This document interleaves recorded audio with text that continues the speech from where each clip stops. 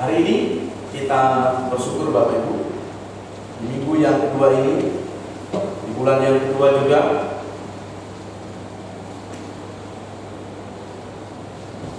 kita menikmati dua perayaan ya. Yang pertama itu Imlek, dan hari ini adalah Valentine Days katanya begitu. Nah, Bapak Ibu, siapa yang berikan coklat atau bunga pada pasangannya? Ada? Ada atau tidak?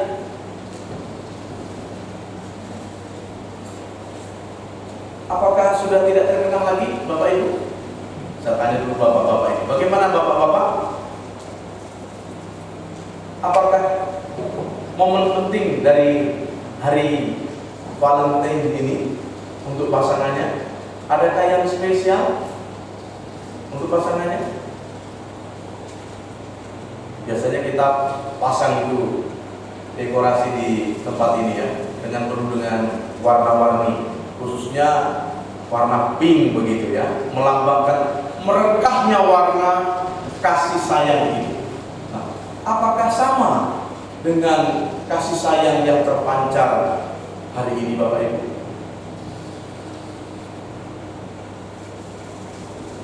Halo? Bagaimana? Amin. Amin.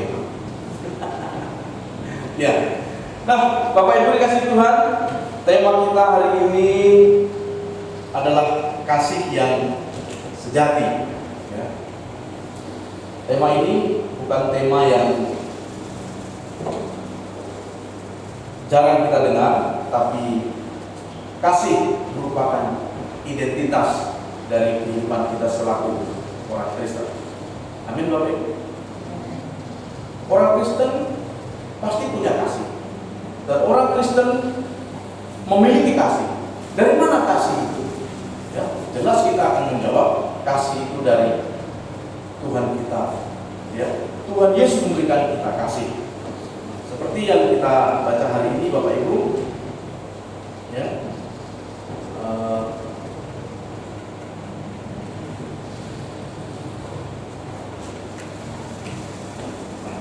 Kita akan lihat dulu sedikit tentang pengertian kasih. Ini kasih secara umum Bapak Ibu ya. Kita baca sama-sama dulu Bapak Ibu. 1, 2, 3. Kasih adalah perasaan yang dimiliki oleh setiap manusia. Perasaan ini akan timbul apabila manusia tersebut mempunyai rasa memiliki dan menyayangi. Betul? Betul atau tidak Bapak Ibu? Betul. Kalau ada bilang yang salah, kalau begitu Bapak Ibu masih dalam zamannya Siti Nurbaya. Tadi malam saya sampaikan ke anak muda, pasangan yang seiman itu, ya. Seharusnya yang berpengalaman itu menyampaikan begitu kan. Nah, saya berpengalaman, dan saya gantikan sekali tentang pasangan yang seiman, berkaitan dengan kasih juga Bapak Ibu. Nah, pengertian kasih ini memaknai seluruh kehidupan kita selaku orang Kristen. Ya. Tetapi ada perbedaan antara kasih yang dinyatakan secara umum, ya, karena kasih ini tadi pengertiannya adalah secara umum. Kasih adalah perasaan ya, yang dimiliki oleh setiap manusia. Nah, perasaan ini akan timbul apabila manusia tersebut mempunyai rasa memiliki dan menyayangi, maka timbul kasih. Tetapi tadi kita sudah baca tentang firman Tuhan yang berkata tentang kasih itu. Ya. Dapat kita lihat kembali di dalam 1 Korintus pasal 13 ya, ayat 1 sampai dengan ayatnya yang ke-13 ya. Itu dapat kita perhatikan demikian Bapak Ibu. Ya.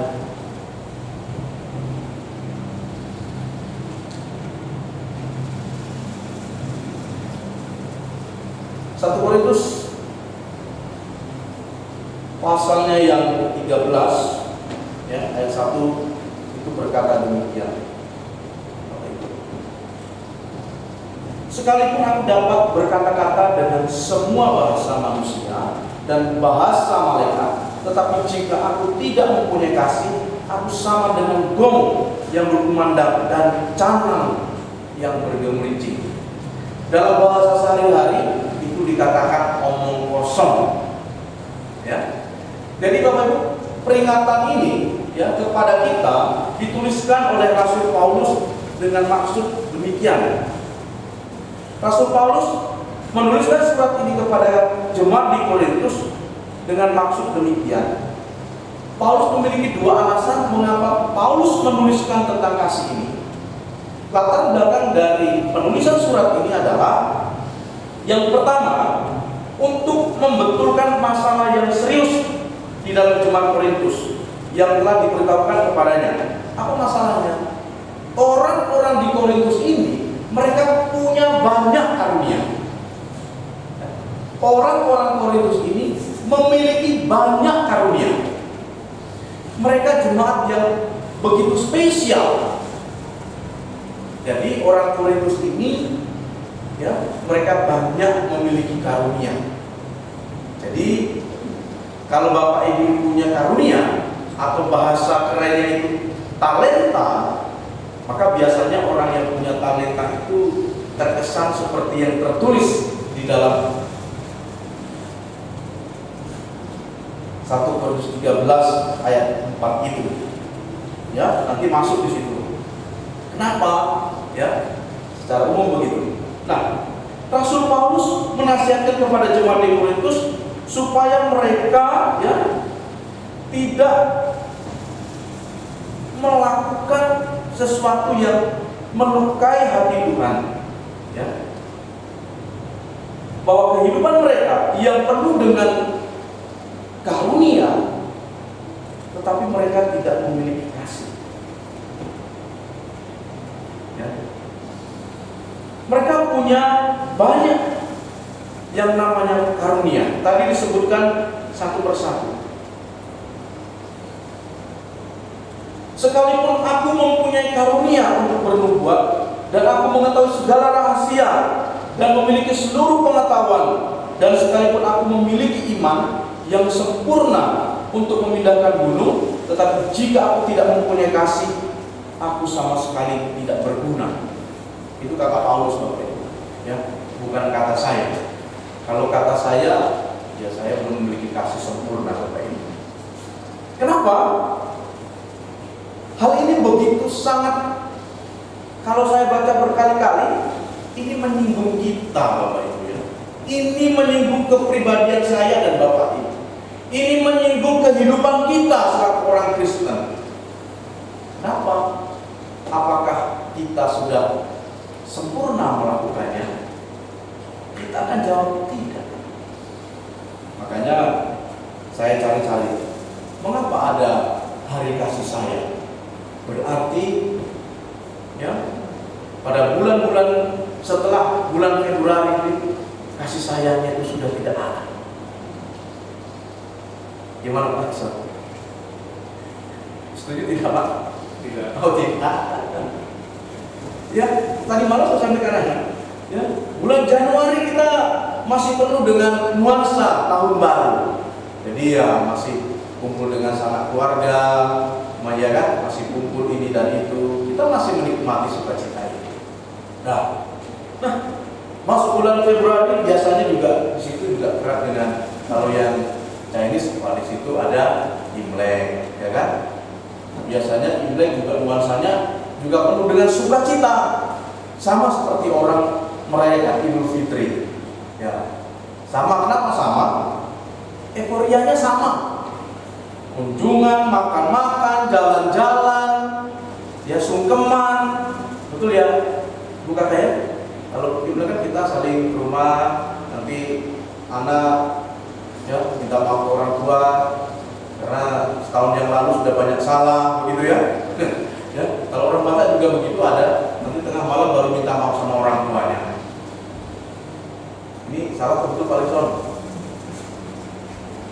Ya, gimana Bu Liu? Yang orang Medan? Nanti malam jam 12 baru minta maaf tuh. Dengar nasihat orang tua. Maaf, minta maaf salah. Itu sudah setahun yang lalu begitu ya. Jadi saya berpikir begini Bapak, ini bukan menyindir siapa-siapa, tapi kita identik dengan kata ini Bapak Ibu ya.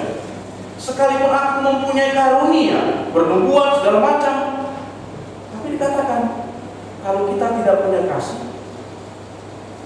iman kita bisa memindahkan gunung, kita dikatakan sama sekali aku tidak berguna.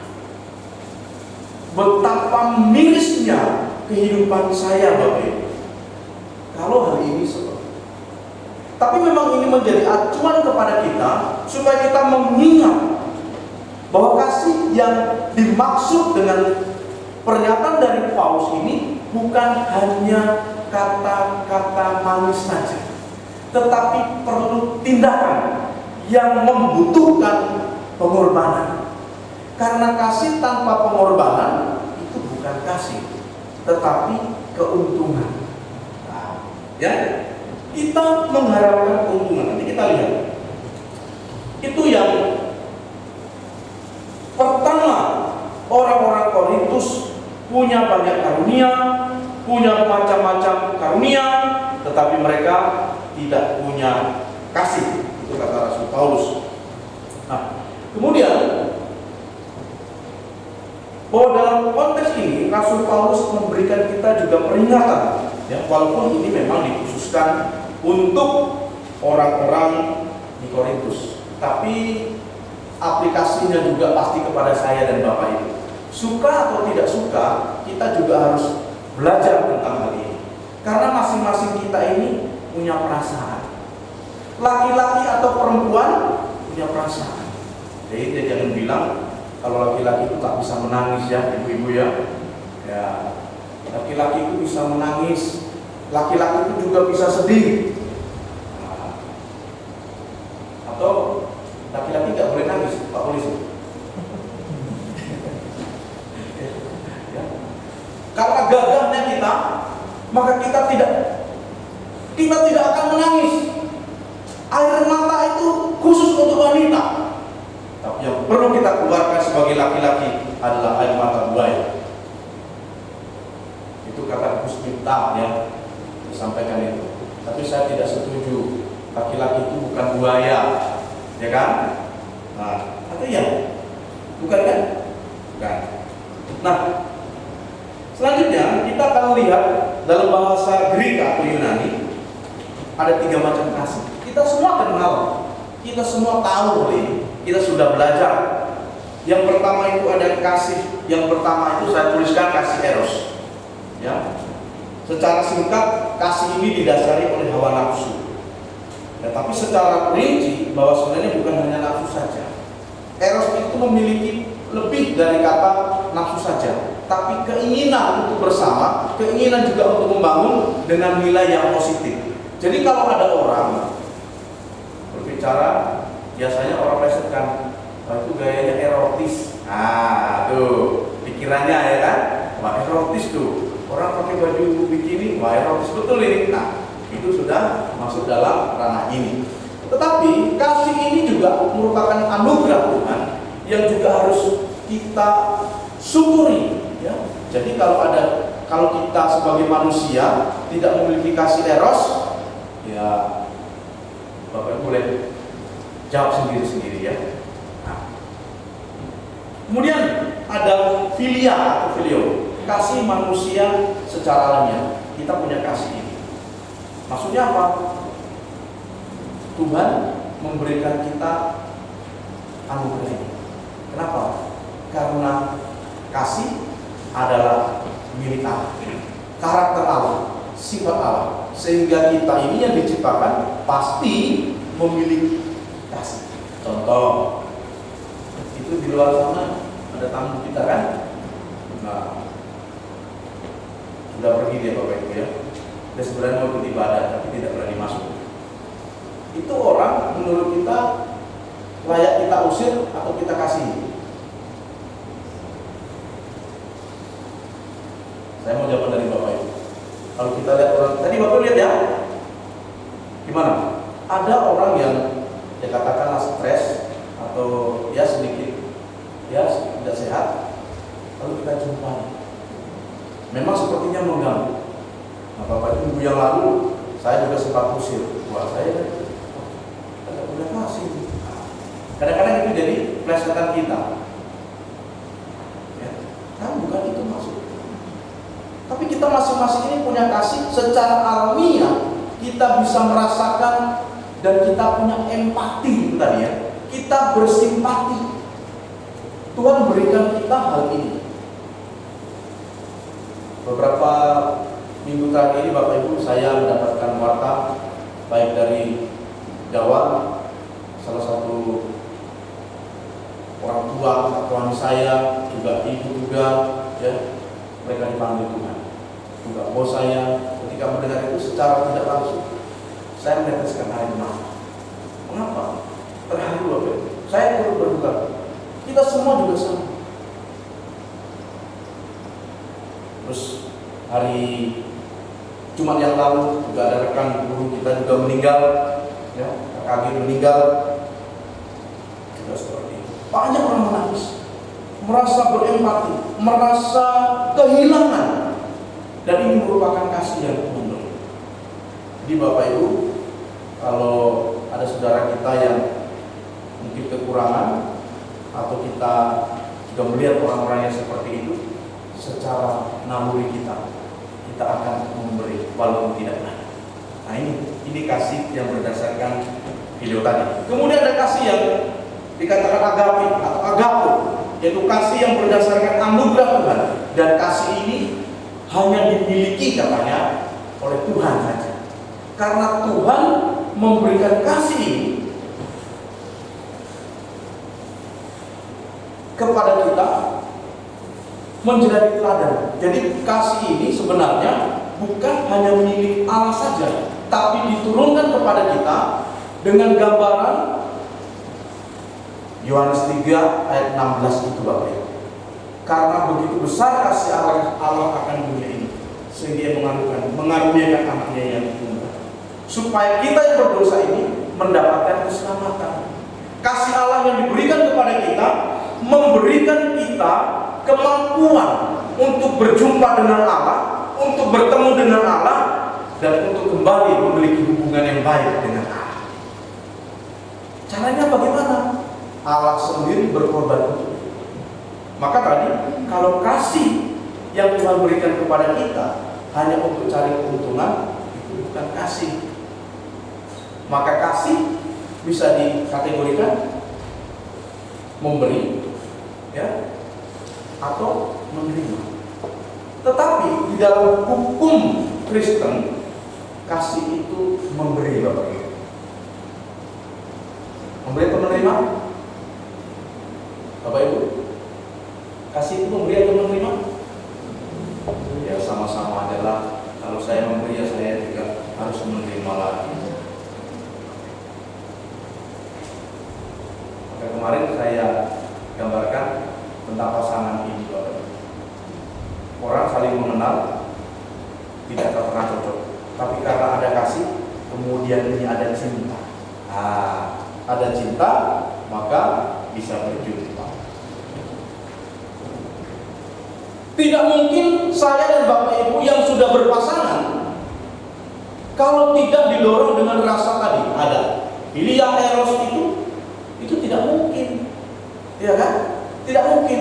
Nah, tetapi yang paling perlu kita ketahui adalah bahwa kasih itu adalah karakter utama yang dimiliki, yang harus dimiliki oleh setiap orang percaya. Sebab kita mengakui bahwa kasih itu berasal dari Allah, dan setiap orang yang mengasihi lahir dari Allah. Ya, jadi kalau kita ini memiliki kasih, setiap orang yang mengasihi itu lahir dari Allah dan mengenal Allah. Barang siapa tidak mengasihi, dia tidak mengenal Allah, sebab Allah adalah kasih. Jadi tidak mungkin bahwa saya dan Bapak Ibu ini di antara kita itu tidak punya kasih. Nah, tetapi kasih itu tadi dinyatakan ayatnya yang keempat Bapak Ibu mengatakan demikian.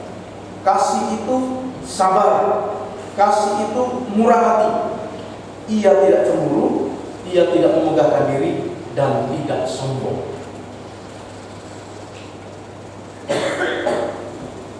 Ya. Karena di dalam surat Korintus ini Paulus memberikan karakteristik tentang kasih. Yang pertama itu adalah natur kasih. Kasih itu sabar. Jadi kalau saya tidak sabar, saya belum punya kasih. Nah, itu Vio ngomong sama saya, Pak. Begini dia bilang, kalau saya lagi marah, Pak jangan cepat marah, harus sabar. Kalau Papa marah, Bapak nggak punya kasih. Wah, kalau saya sudah marah, Bu Jessica tahu kalau saya marah. Siapa di antara kita yang suka marah? Marah boleh nggak Bapak Ibu? Boleh. Tergantung suasana, tergantung apa yang kita lihat. Tetapi Paulus memberikan kita pengertian, kasih itu sabar, bersabar memberi, ya bersabar memberi, ya lalu memberikan kesempatan. Kasih itu sabar, bukan berarti bahwa kasih itu kita tidak melakukan yang namanya disiplin. Saya suka ya, orang yang mengasihi pasti orang itu juga mendisiplin. Kalau hanya kasih saja setiap hari, ya, kalau untuk orang-orang orang yang anak-anak yang katakan, aduh, seperti itu tadi katakan, wah, anak-anak kita bisa menginjak kepala kita, Bapak. Betul yang di orang tua? Aku mengasihi anakku, tapi aku tidak mau mendidiknya dengan rotan. Dan itu terjadi di sekolah. Anaknya ditegur, dikasih tahu, apa yang terjadi? Anaknya tidak menegur papa dan mamanya. Itu betul terjadi. Zaman sekarang ini berbeda dengan waktu saya dan Bapak Ibu pada tahun 80-90 eranya. Kalau kita ditegur, kalau kita katakanlah dipukul oleh orang tua, kita akan minta ampun dan minta maaf.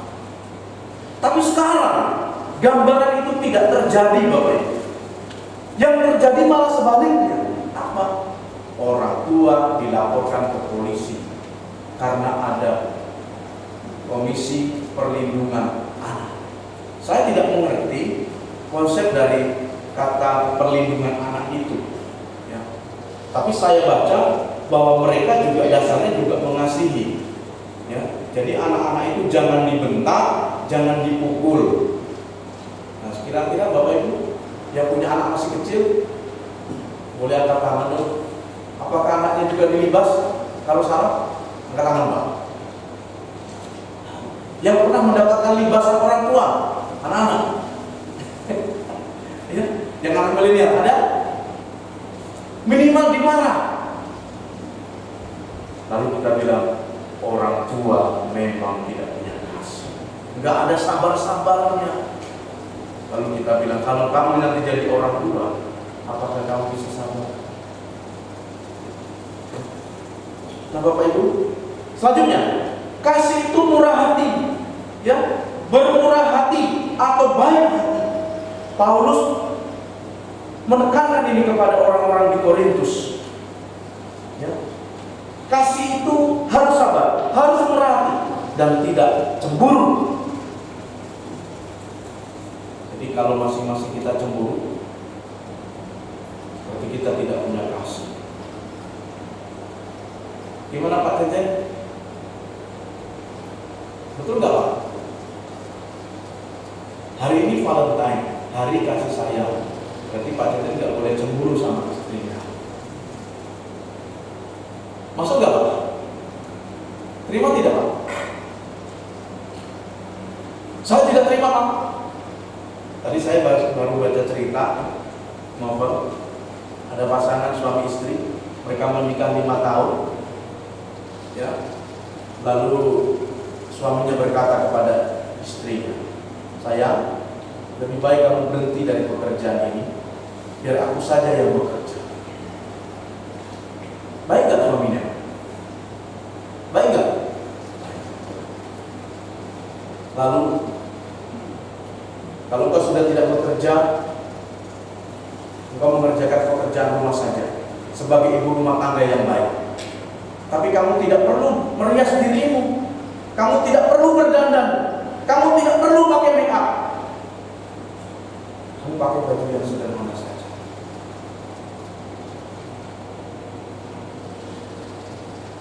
Bagaimana Bapak Ibu?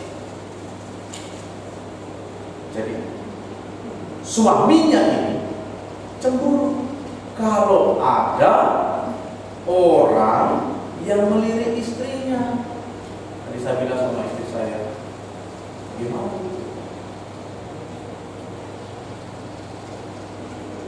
Melirik saja, ya. Jadi kalau saya melirik istrinya Pak Tyson, jangan cemburu. Iya, nggak dikasih loh Pak, gitu ya. Kan itu maksudnya. Ini terlalu pendek. Kan begini Bapak Ibu ya. Kita mau bawain dengan suasana yang sedikit enjoy ya. Jadi kasih itu tidak cemburu. Artinya ya tidak cepat memutuskan sebenarnya. Tidak cepat memutuskan. Tidak cepat berprasangka yang tidak baik. Walaupun dengan pasangannya. Berarti berilah rasa percaya kepada pasangannya. Jadi cerita tadi itu bahwa istrinya merasa tidak dipercaya akan kesetiaan. Nah Bapak Ibu, ini yang harus kita perhatikan baik-baik dalam kehidupan kita. Kemudian kasih itu tidak menggagahkan diri dan tidak sombong. Paulus menyatakan yang kata tidak sombong ini, biasanya orang yang sombong dia memiliki kemampuan lebih, sehingga dia bisa sombong. Jadi kalau orang cantik itu sombong, ya wajar-wajar saja. Itu tulisan di bak belakang mobil truk itu ya. Aku sombong karena aku cantik. Nah, nggak apa-apa. Jadi kalau yang sombong tapi cantik ya nggak apa-apa. Ya, sudah saja begitu. Tapi firman Tuhan tidak berkata begitu. Kita diajar begini. Kemudian ia tidak melakukan yang tidak sopan dan tidak mencari keuntungan diri sendiri. Ia tidak pemarah dan tidak menyimpan kesalahan orang lain. Secara umum gambaran kasih ini biasanya digambarkan dengan pernyataan dari ayat ini. Kita baca sama-sama Bapak Ibu. 1, 2, 3. Dan kalau kamu mengasihi orang yang mengasihi kamu, apakah jasamu? Karena orang-orang berdosa pun mengasihi juga orang-orang yang mengasihi mereka. Sebab jikalau kamu berbuat baik kepada orang yang berbuat baik kepada kamu, apakah jasanya? Orang-orang berdosa kamu berbuat demikian. Bapak Ibu, di dalam Lukas 6 ayat 32 dan 33 ini memberikan kita sedikit gambaran bahwa di luar sana selain kita yang identik dengan kata Kristen yang tadi kita sandang, kita punya kasih, ternyata orang di luar sana juga punya kasih. Ya, punya kasih. Lalu dikatakan, jikalau kamu mengasihi orang yang mengasihi kamu, apakah jasamu? Jadi kasih di sini betul-betul diberikan kepada kita, mengajar kita untuk tidak balas jasa. Kalau kasih kita itu balas jasa, kita katakan, apakah jasamu? Orang di luar sana yang tidak mengenal Tuhan saja juga memiliki kasih. Berarti hal ini begitu berat bagi kita. Maka Paulus mengatakan itu.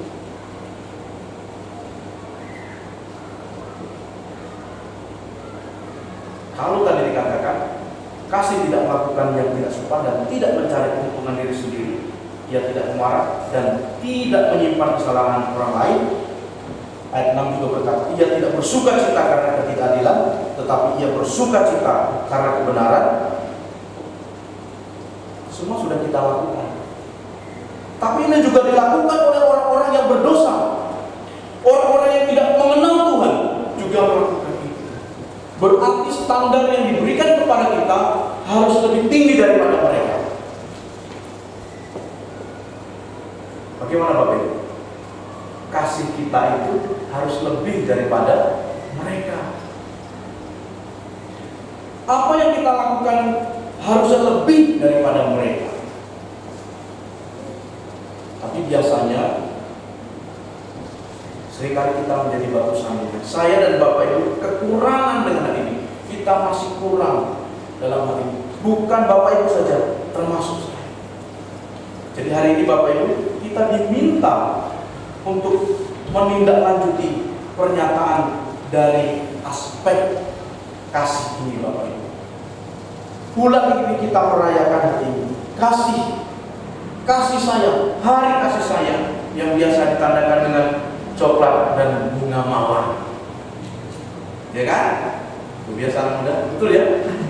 Coklat itu menandakan sayang. Itu baru dia coklat loh ya. Sudah kasih coklat sama Bu Evi? Sudah Pak? Saya juga belum Pak, karena istri saya nggak suka coklat katanya. Ya, itulah. Nanti saya kasih kepada yang lain. Maksud saya anak saya gitu ya. Jangan salah. Ya. Nah, kasih juga berpadanan dengan cinta. Ya. Berpadanan dengan cinta.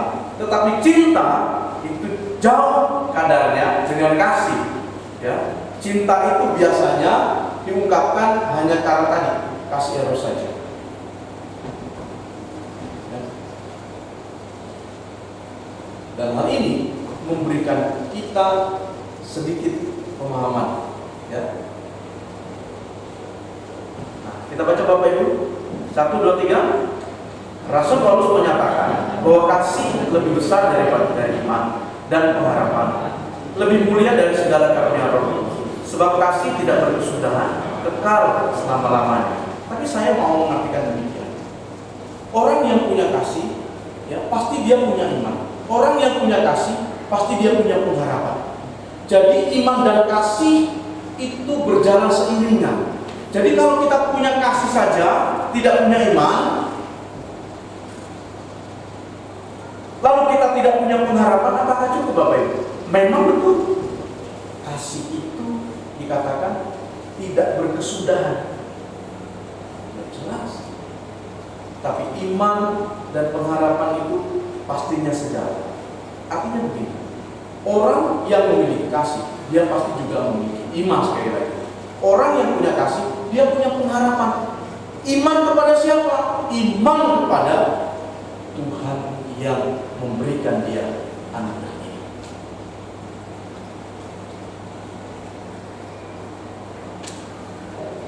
Kenapa demikian?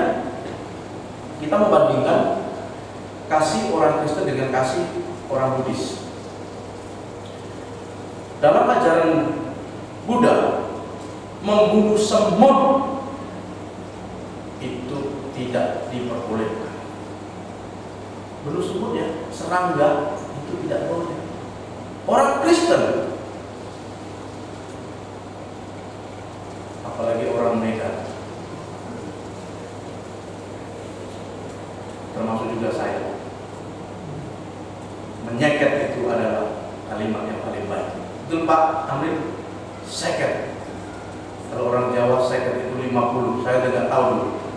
Mari kita seket. Apa yang diseket? Oh itu B1. Di dalam ajaran Buddha itu kita sudah melanggar. Ya kan? Nah Bapak Ibu, kasih yang diberikan kepada kita lingkupnya luas untuk kita pelajari, untuk kita hidupi, untuk kita lakukan dalam konteks kehidupan kita. Maka tidak kering bahasa tentang kasih ini, tidak kering tentang cinta. Maka orang-orang yang memiliki nilai romantis, dia akan berbicara tentang kasih ini. Maka iman dan kasih dan pengharapan ini mereka dapat. Dalam satu lagu tadi, kasih Allah amat besar yang tak dapat dilukiskan dengan apapun juga. Betul Bapak Ibu? Kasih seperti apa yang dapat kita lukiskan kepada orang-orang di sekeliling kita Bapak Ibu? Kita hanya kecil. Tapi Paulus mengingatkan kepada kita melalui jemaat di Korintus ini. Kalau kita punya kemampuan, kalau kita punya karunia, tetapi kita tidak punya kasih, sekali lagi itu dikatakan omong kosong. Berarti gereja sebesar apapun, lalu luas secara universal, kalau tidak punya kasih, maka kita tidak ada apa-apanya. Tetapi kasih yang pura-pura itu juga bahaya. Kenapa? Orang sekarang katakan itu namanya caper, Pak. Tahu caper? Lalu itu pencitraan, Pak. Dua bahasa ini sering kita dengar. Orang cari perhatian, lalu dia pencitraan, cari nama baik, supaya dia dibilang dia punya kasih. Kemudian apa lagi? Carmu, carimu muka. Ini bahaya. Ini omongan anak-anak milenial Bapak Ibu. Zaman saya waktu sekolah SD tidak pernah kenal bahasa ini. Yang kita tahu hanya kata sombong kamu, somse kamu. Itu saja sih. Sombong sekali kamu. Biasanya itu orang-orang cantik itu. Kalau bisa Pak, hai cewek. Somse. Kena pelet habis katanya. Nah Bapak Ibu, kasih yang diminta oleh firman Tuhan kepada kita tadi, kita tidak balas jasa. Jadi semua orang di muka bumi ini pasti secara natural punya kasih. Kenapa? Tadi sudah dikatakan bahwa alam semesta ini juga adalah ciptaan yang maha kuasa. Ada di dalam, karena manusia adalah gambar dan rupa Allah. Tetapi kita dikatakan demikian. Semua yang kita miliki di dalam kasih ini berdasarkan kasih Kristus yang bukan meminta imbalan jasa. Maka terbilah kata yang dikatakan sejati Bapak Ibu. Sejati berarti memiliki kematangan, memiliki kedewasaan, memiliki kemampuan yang lebih di atas rata-rata. Itu kasih sejati. Dunia boleh punya kasih, kita semua juga boleh punya kasih, tetapi kasih orang Kristen harus yang sejati, harus yang dewasa. Hal ini digambarkan demikian. Kita baca sama-sama Bapak Ibu. 1, 2, 3. Kasih yang sejati tidak egois. Kasih yang sejati tidak mencari keuntungan diri sendiri. Seorang yang punya kasih adalah seorang yang kuat dan berkarakter Kristus, sebab dia akan memikirkan kepentingan orang lain lebih dahulu sebelum kepentingannya sendiri. Aduh, saya dapat kalimat ini dan saya renungkan Bapak Ibu, berarti saya ini adalah orang yang egois. Bagaimana dengan Bapak Ibu? Adakah keuntungan yang kita cari? Kasih yang sejati itu mempunyai karakter Kristus. Wah, coba renungkan Bapak. Kita sama-sama renungkan karakter Kristus.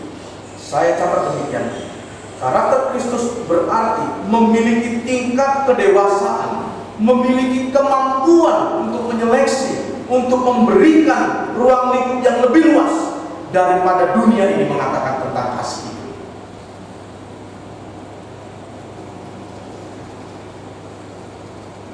2 Korintus 12, 14 dan 15 menjadi dasar. Kemudian yang bawah kita baca sama-sama lagi Bapak Ibu. 1, 2, 3. kasih sejati itu tidak egois.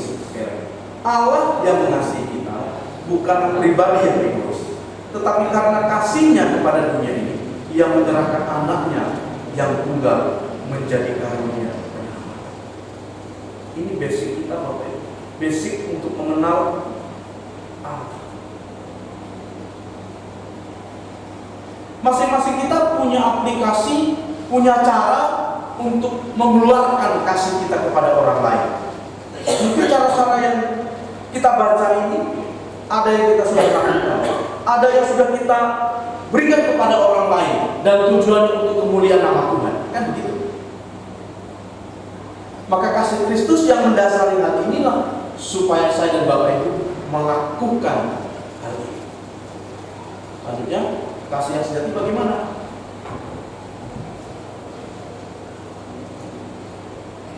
Sekarang kita baca sama-sama Bapak Ibu. 1, 2, 3. Kasih yang sejati menerapkan disiplin. Seorang yang telah hidup dalam anugerah kasih karunia bukan berarti seolah-olah mendapat izin untuk seenaknya berbuat dosa. Sepakat Bapak Ibu? Maka hal ini yang kita lakukan. Biasa kalau orang punya kasih kemudian berubah polanya, ya berarti dia sedang disiplin. Jangan katakan kalau orang tua kita yang cerewet itu benci sama kita. Ya kan? Lalu kasih yang sejati itu menerapkan disiplin. Nanti bisa baca di rumah Bapak Ibu. Wahyu 3 ayat 19 berbicara tentang apa? Allah yang Maha Kasih itu juga menerapkan disiplin ini. Apalagi untuk aplikasi kita. Masa kalau kita punya kasih terus salah, kita biarkan saja, ya kan?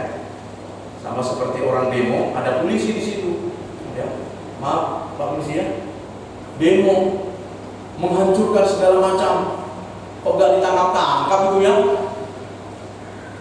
Lalu ada orang yang melakukan kesalahan, wah, terus, kalau didiamnya aja ada polisi. Ternyata saya baru ngerti. Polisi itu mengumpulkan bukti, baru dia menangkap.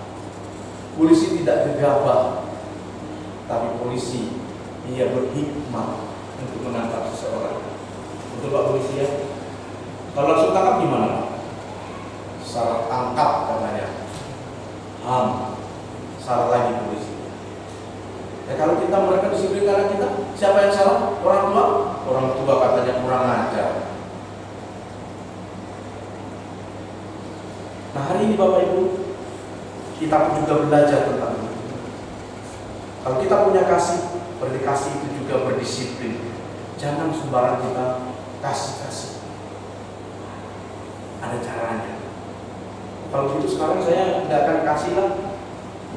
Bukan itu maksud saya.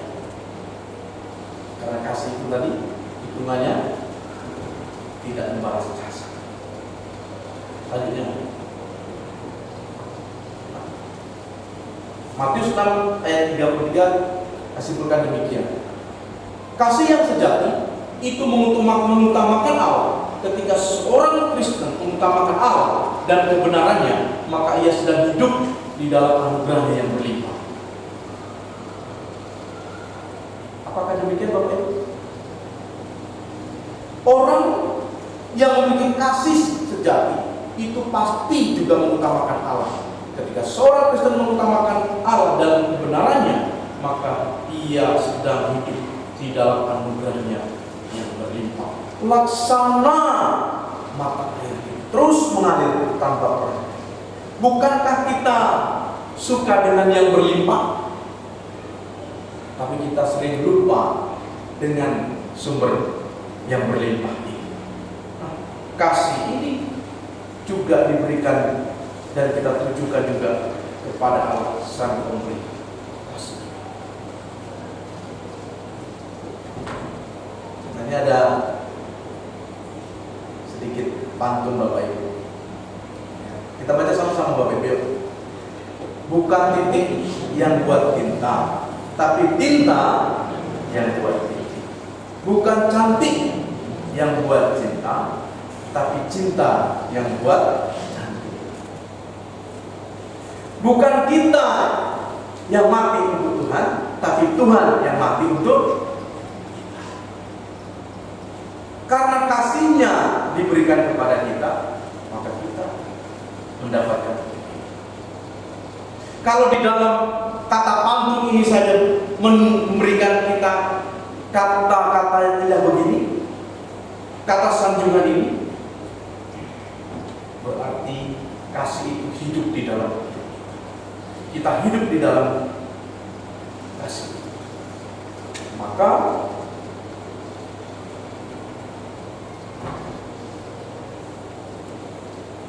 secara kumpulan ini, yang merah-merah itu Bapak Ibu ya, sabar, murah hati, tidak cemburu, tidak memegahkan diri, tidak sombong, tidak melakukan yang tidak sopan, tidak mencari keuntungan diri sendiri, ya tidak pemarah, tidak menyimpan kesalahan, tidak bersuka cita karena ketidakadilan, lalu kasih itu juga menutupi segala sesuatu, kemudian percaya segala sesuatu dan mengharapkan segala sesuatu, sabar menanggung segala sesuatu. Berarti orang yang ada di dalam kasih ini siap untuk diproses menjadi lebih baik. Karena tadi dikatakan ayat 11 juga berkata demikian. Ketika aku kanak-kanak, aku berkata seperti kanak-kanak, aku merasa seperti kanak-kanak, aku berpikir seperti kanak-kanak. Sekarang sesudah aku menjadi dewasa, aku meninggalkan sifat kanak-kanak itu. Artinya apa? Kita tahu sifat kanak-kanak. Kalau usia kita masih kanak-kanak, maka kita berlaku seperti hal itu. Tetapi kalau kita sudah dewasa, mari kita meninggalkan kekanak-kanakan kita.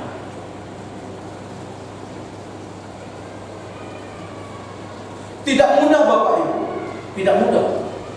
Karena kasih ini bukan hanya teori saja yang tidak cemburu, tidak menyimpan kesalahan orang lain. Artinya kita tidak menyimpan akar pahit. Saya punya cerita tentang akar pahit ini Bapak Ibu. Saya sudah sampaikan beberapa kali di persekutuan Tuhan. Ya, saya itu punya kebencian yang amat dalam dan akar pahit itu sama orang Batak. Ya maafkan saya Bapak Ibu ya. Siapa yang orang Batak di sini, mohon tidak tersinggung. Kenapa? Pasti ada dasarnya. Ada dasarnya. Kenapa? Dasarnya adalah orang itu kami tolong, ya, ditolong oleh keluarga saya, khususnya bapak saya. Tapi orang itu malah memberikan dampak yang tidak baik. Katakanlah dia seperti kalimat berbahasa demikian, seperti pagar makan tanah. Nah, saya sebagai seorang anak tidak terima tentang hal itu. Dan orang itu adalah suku Batak. Ya. Sekali lagi, suku Batak, katakan itu. Ya. Bencinya minta ampun karena dia mengambil kesukacitaan dan kemuliaan di dalam keluarga saya. Ya. Tetapi ayah saya mengatakan demikian.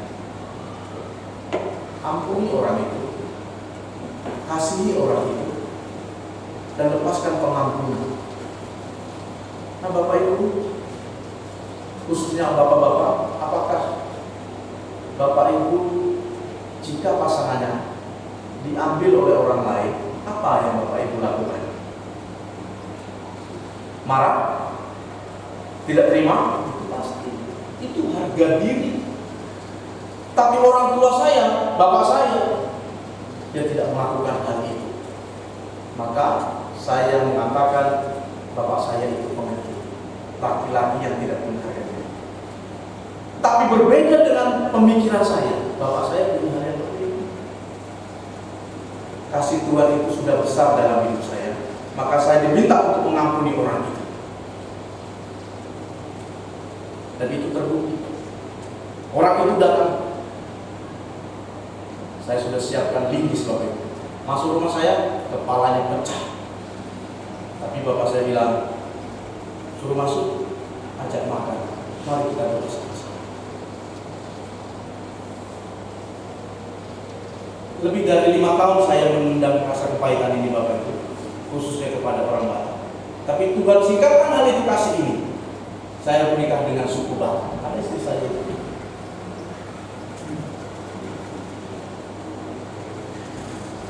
Benar Bapak Ibu, saya mengatakan ini bukan untuk, tapi Tuhan yang memberi kasih itu dalam. Kalau tidak, maka saya memandang istri saya itu dikatakan sebagai pelarian saja. Tapi Tuhan menyingkapkan kepada saya kasih itu, ya, menutupi segala sesuatu. Mungkin saya tidak bisa melakukan yang lebih daripada itu dengan kekuatan saya, tapi dengan kekuatan Tuhan dan kasih-Nya kita bisa untuk melakukan itu. Maka banyak orang Kristen, ya, yang pernah disakiti oleh orang lain, dia berkata, aku mengampuni orang. Mengapa saya tidak? Jika ada pasangan kita, suami atau istri kita yang menyakiti, bisakah kita memberikan pengampunan itu Bapak Ibu hari ini? Hari kasih sayang ini, bulan ini, setelah bulan itu lewat, kan tidak. Sepanjang hari, sepanjang waktu kita diminta untuk mengasihi, karena kasih Allah berikan kepada kita itu amat besar. Kepahitan seberapa pahitnya, seberapa sakitnya, kalau kita lihat tadi Yohanes 3:16, akan melumpuhkan segala dendam dalam hati kita. Percaya atau tidak, kalau Bapak Ibu ada di dalam Tuhan dan percaya dengan kasih Tuhan, maka itu selesai. Amin. Terakhir, karena sekarang kita melihat dalam cermin suatu gambaran yang samar-samar, tetapi nanti kita akan melihat muka dengan muka. Sekarang aku hanya mengenal dengan tidak sempurna, tetapi nanti aku akan mengenal dengan sempurna, seperti aku sendiri dikenal. Siapa maksudnya? Kita akan berjumpa dengan Kristus Bapak Ibu. Kita akan berjumpa kepada Sang Pencipta kita. Kita samar-samar sekarang, ya, kita tidak melihat. Tapi nanti aku akan mengenal dengan sempurna, seperti sendiri aku dikenal. Sekarang yang perlu kita temukan Bapak Ibu, apakah kita sudah dikenal oleh Tuhan juga? Seperti orang-orang Korintus ini, dengan banyaknya karunia, dengan adanya nubuatan, dengan banyak hal yang dilakukan di sini. Tapi Rasul Paulus katakan, sama seperti canang yang bergerincing, alias omong doang. Bukankah kita tidak mau dikatakan, Pak Kris, kasihmu itu hanya omong doang? Kadang-kadang kita berpikir Bapak Ibu, sebagai orang Kristen, kasih kita harus nyata. Nyatanya bagaimana? Kita akan menghadapi hal itu dalam kehidupan kita hari demi hari, di tengah kehidupan kita. Kasih Kristus ada di dalam hidup kita. Kasih yang sejati menjadi bagian kita jika kita menerapkan kasih itu menjadi pola hidup kita. Mari kita berdoa. Bapa di surga, kami bersyukur pagi ini Tuhan mengingatkan kembali kepada kami bahwa kasih yang harus kami lakukan, yang harus kami berikan kepada orang lain, bukanlah menuntut dan mengambil jasa dari orang tersebut, tapi biarlah kasih kami memberi seperti Engkau mengasihi kami. Terima kasih Tuhan, kami memiliki karunia yang banyak, kami memiliki hal yang membuat kami istimewa dipandang orang lain, oleh orang lain, tetapi kami tidak memiliki kasih. Maka firman Tuhan berkata, kami adalah orang yang tidak berguna. Bapa, ampuni kami, dan jangan biarkan kami masuk dalam kumpulan orang-orang yang tidak berguna itu ya Tuhan. Namun izinkan kami, layakkan kami Tuhan, dan ajar kami untuk menjadi orang-orang yang berguna, yang mengenal kasih Allah dan menyatakannya di dalam hidup kami. Terima kasih Bapak, terima kasih. Di dalam anugerah-Mu Tuhan, kami serahkan hidup kami hari ini. Di dalam nama Tuhan Yesus Kristus. Haleluya. Amin.